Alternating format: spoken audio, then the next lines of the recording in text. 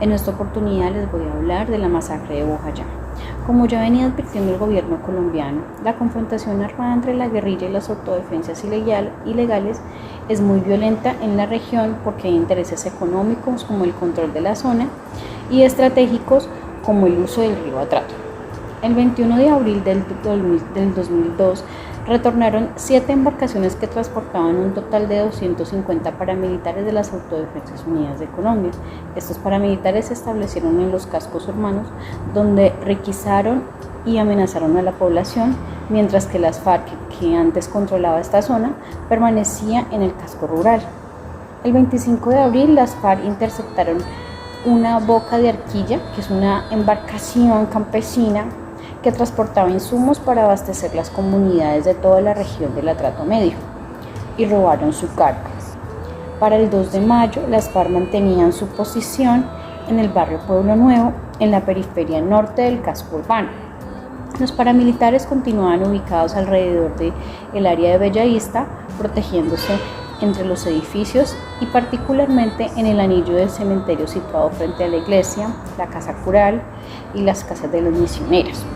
Había otro grupo paramilitar que se encontraba en el patio que separa el colegio, la escuela y la iglesia.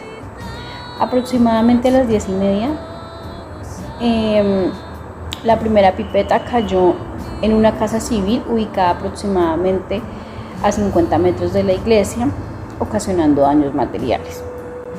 A eso de las 10:45, la tercera pipeta estalló y atravesó el techo de la iglesia hasta impactar en el altar.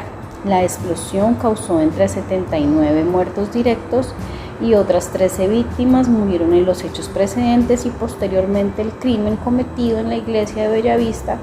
6 personas estuvieron expuestas a la explosión de la pipeta y murieron de cáncer en el transcurso de los 8 años siguientes.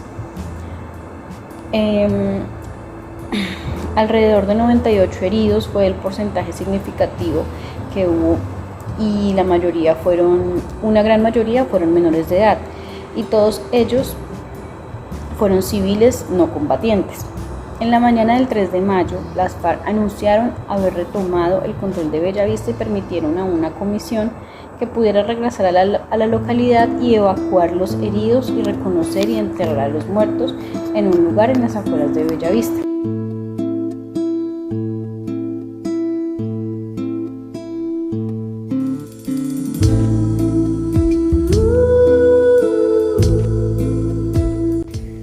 En los últimos 54 años, 220.000 personas han perdido la vida por culpa del conflicto armado en nuestro país. El 80% de las víctimas eran civiles desarmados. Entre 1981 y 2012, 23.154 asesinatos selectivos.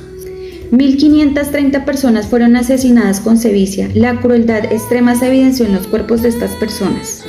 Han habido 25.007 desaparecidos. A partir del 2001 es donde aparece la ley en donde se configura como delito esta modalidad.